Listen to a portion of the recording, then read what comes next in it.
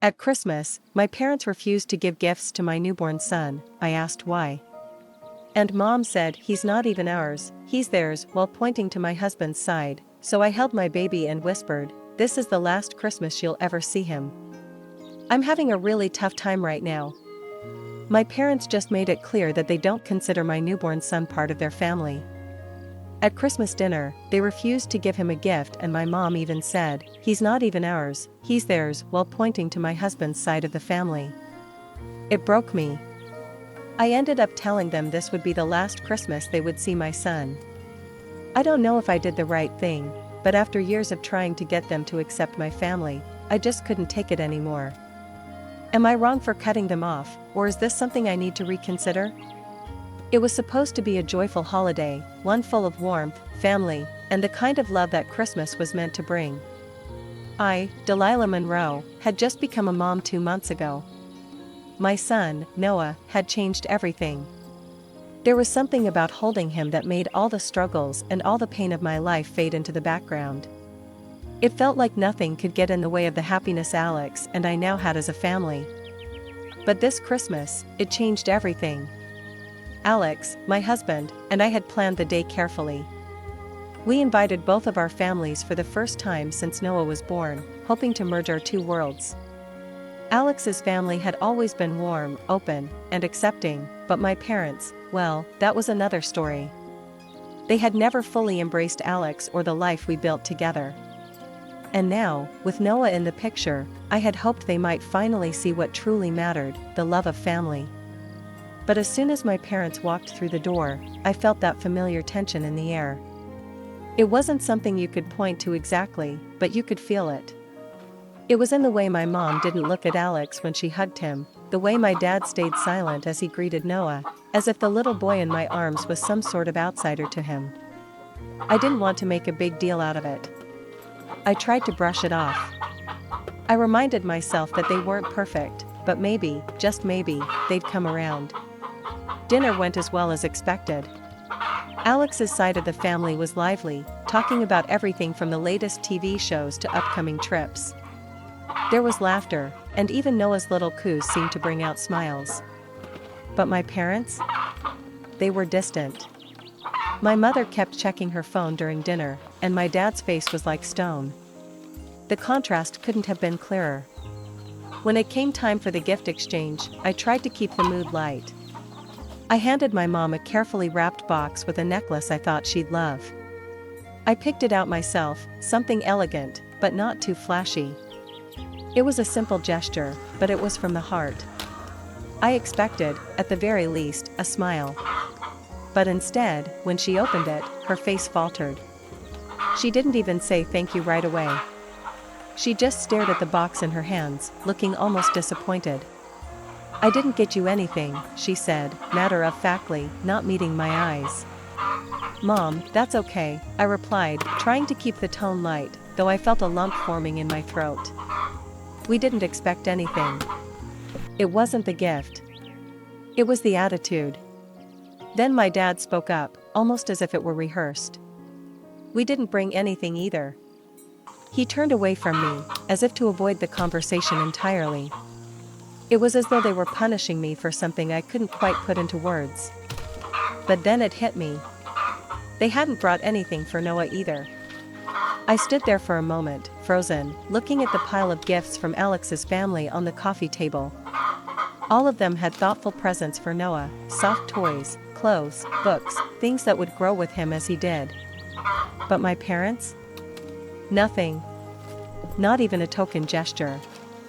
I tried to shake it off, convincing myself that maybe they didn't know what to buy, or perhaps they hadn't had the time. But deep down, I knew it wasn't just about presents. It was about something deeper, something that had been building up for years. They never fully accepted Alex. They always treated him like an outsider, and now it was clear that they saw Noah the same way. It wasn't long before I couldn't hold it in anymore. I couldn't stand the distance, the coldness. I walked over to my mom, still holding Noah in my arms, and I asked, trying to keep my voice steady, "Why didn't you get anything for Noah?" She looked at me, then at Noah, before her gaze shifted to my dad. I could feel the weight of the moment, the tension in her hesitation. And then, almost as if she had made a decision, she spoke. "He's not even ours," she said, her voice flat. "He's theirs." She pointed to Alex's family, who were gathered in the other room, chatting amongst themselves. I felt like I'd been punched in the gut. The words hung in the air, heavy and cold. I couldn't believe what I was hearing. There? My son, my flesh and blood, wasn't theirs. He was mine. He was ours. My heart started pounding in my chest, and I could feel my hands trembling as I held Noah closer, as if to protect him from whatever was happening in this room. "Mom, what are you talking about?" I whispered, my voice shaking now. "He's not a part of our family," she added, her tone sharp. "He's not blood." That word, blood, cut through me like a knife. It was a word that had always lingered between my parents and me. They had always placed so much value on it, on the idea of bloodlines, of connections that went beyond love. It was as though no matter what I did, no matter how much I tried to prove that Alex and I were building something real, something worthy, it wasn't enough. And now, they were doing the same thing to my son. They were rejecting him. They were rejecting us. In that moment, I couldn't hold back anymore. The hurt, the years of trying to please them, the frustration, it all came flooding to the surface. I looked down at Noah, who was cooing softly in my arms, blissfully unaware of the storm that was unfolding around him. I whispered in his ear, my voice barely audible, but firm. "This is the last Christmas you'll ever see him." I don't know if it was the weight of my words or the sheer force of my emotions, but everything in that room seemed to freeze. My mom didn't know how to respond. My dad just turned away, as if he hadn't heard a thing. But I knew. I knew in that moment that I was done. Done trying. Done pleading. Done hoping that they would ever see me, or my family, for what we truly were. I stood there for a few more seconds, feeling the burning anger and hurt surge inside me, before I turned and walked toward Alex. He was standing at the door, his face pale as he watched me. I didn't need to explain anything to him, he already knew. He had seen the way my parents treated us, and he had tried, too. But no more. We were leaving. I didn't say goodbye. I didn't need to. There was nothing left to say. We quietly gathered our things, my hands still trembling as I carefully cradled Noah in my arms. Alex had already packed up our things, nothing too extravagant, just the essentials. I knew the look in his eyes. He was angry, just like I was. But he was also hurt, in a way that I had never seen before. He had always tried to make things work with my family, always gone out of his way to be kind and patient. And now? Now he was looking at me, silently asking if we could just walk away, if we could just forget this painful night. I didn't answer him. I couldn't. I turned one last time to look at my parents. My mother was standing by the window, staring out at the snow-covered yard as if she were in a trance. My father was sitting at the edge of the couch, arms crossed, watching us. There was nothing left in their faces. No remorse, no apology. Just a coldness I had grown all too familiar with over the years. As we walked out the door, I didn't look back. But a part of me, the part that had once yearned for their approval, the part that had spent years trying to fit into their mold, was crying. Not for me, but for Noah. My innocent son, who would never experience the love of grandparents in the way that I had dreamed of. I had hoped for him to be showered with affection, to know the warmth of both sides of the family, but that hope was slipping away. Fast. Alex held the door open for me as I stepped outside, his expression unreadable. I stepped out into the cold night air, Noah snuggled tightly in my arms, his tiny head resting against my chest. The chill in the air didn't bother me, it was nothing compared to the icy silence we had just left behind. The snow crunched under our boots as we made our way to the car, and I felt the weight of the evening press down on my shoulders. We drove in silence. The soft hum of the engine was the only sound between us, and for a long while, no one spoke. My thoughts were racing, my mind a swirl of emotions that didn't have a clear shape. I was angry. I was heartbroken. But most of all, I felt numb. After a while, Alex finally spoke, his voice low and steady. I don't know what to say. I'm just sorry, Delilah. I thought they'd come around, too. I thought maybe this Christmas would be different. I nodded, still staring out the window. The streetlights flickered past, casting shadows on my face. I couldn't even look at him right now. Not because I was angry at him, but because I didn't want to face the truth. The truth that our family, the one we had built together, would never be good enough for my parents. I don't know what to do anymore, Alex, I finally admitted, my voice barely a whisper. I've tried for so long to make them understand. I thought they would at least love Noah. But now, I trailed off, my words lost in the air between us. My throat tightened as I thought of the rejection my son had just experienced, even though he had no idea what was happening. He didn't deserve this. He didn't deserve to be rejected by the very people who should be embracing him. I could feel tears welling up in my eyes, but I fought them back. I had to be strong. For him. Alex reached over and placed his hand on mine, his touch warm and reassuring. You've done everything you could. You've always tried to make them happy, and they've made it clear they're not willing to meet us halfway. I didn't respond. I didn't know what to say. The truth hung in the air like a thick fog, but I couldn't seem to find the words to articulate it. When we finally pulled into our driveway, the weight of the evening was too much to bear. I opened the car door and stepped out, my legs feeling like lead.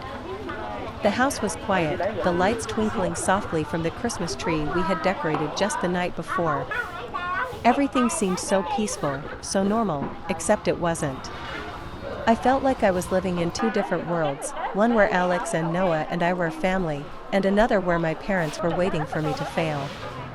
We entered the house, and I went straight to Noah's nursery. I didn't even look at Alex as I passed him. I just needed to hold my son. I needed to feel him in my arms, to know that he was safe, and to remind myself that, no matter what, I was his mother, and that was enough.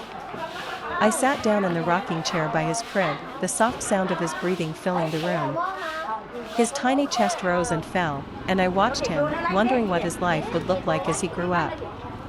Would he ever know the warmth of grandparents? Would he feel the sting of rejection the way I had? I hoped not. I hoped that, with Alex by my side, I could create a life for him that was full of love and acceptance, even if it meant cutting out the toxic parts of my past. Later that night, Alex came in, sitting on the edge of the bed beside me.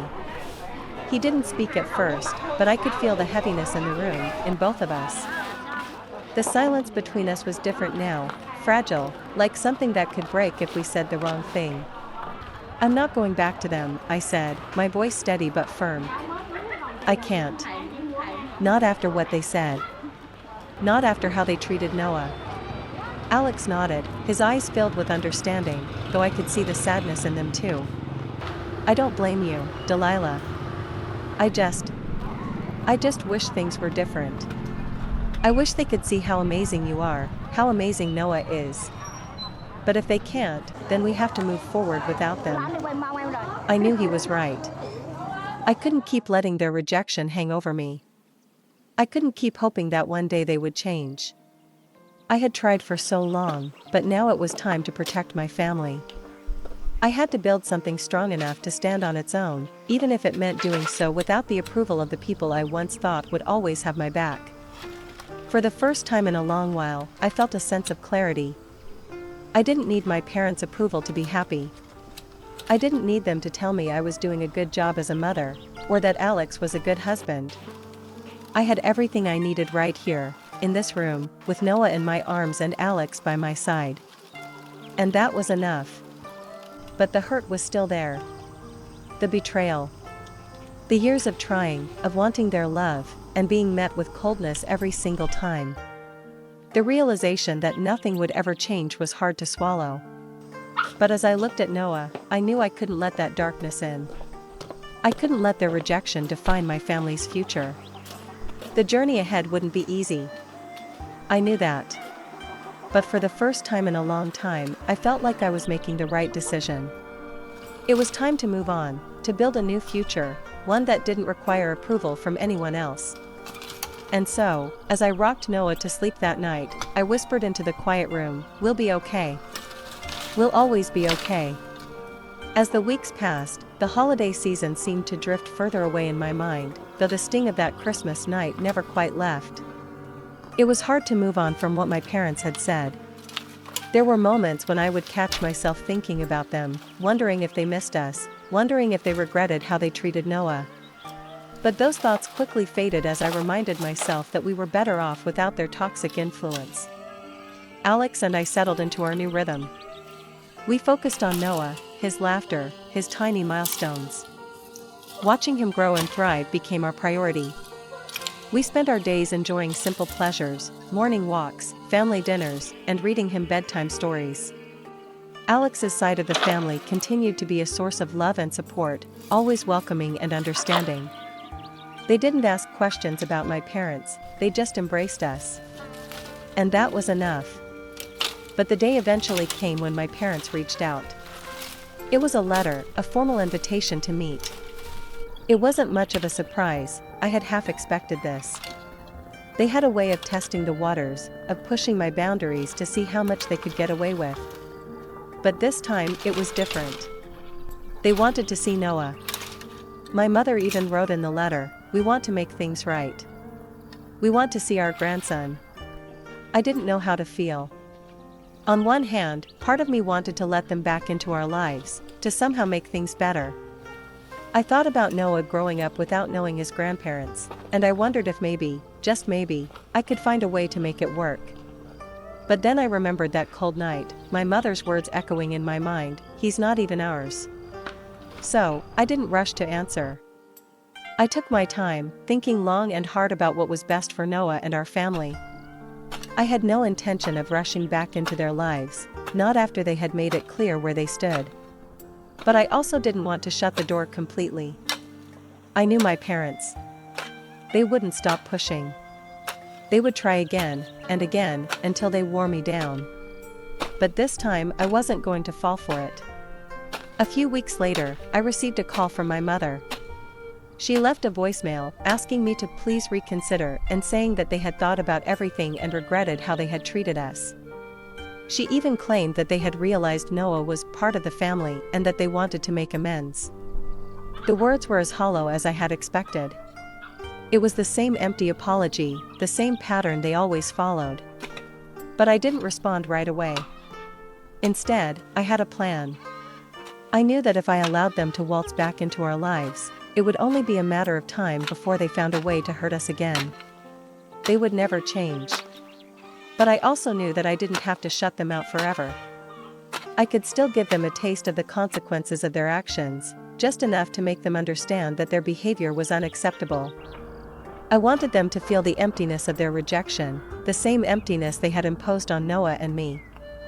I talked it over with Alex, and after a long conversation, we decided that the best way to make them truly understand was to give them what they wanted, on our terms. A few days later, I called my mother back. I could hear the excitement in her voice as she answered. "Delilah. I'm so glad you called. When can we meet? We've been waiting for this moment." I took a deep breath, calm and collected. "I think it's time we had a conversation. I'll bring Noah, but we'll meet at your house. I think it's important you see how things are now, how things have changed." There was a pause on the other end of the line, and I could feel her anticipation. Of course. Just let us know when you're ready. We can't wait to see him. We'll make everything right." I suppressed the urge to scoff. The whole thing felt rehearsed, like they thought a simple visit would magically undo all the hurt they had caused. But I was determined to follow through with my plan. This was their moment to prove they were sincere. The day of the meeting arrived.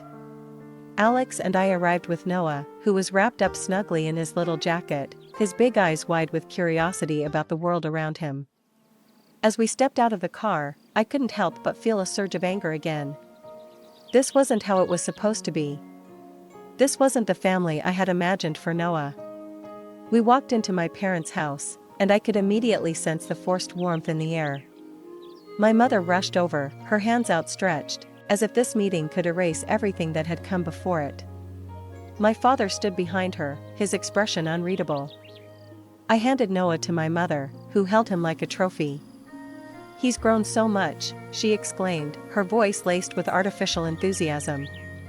"He's so beautiful, Delilah. Look at him." I stood there, watching her hold my son, and for a brief moment, I felt like the floor was going to drop out from under me.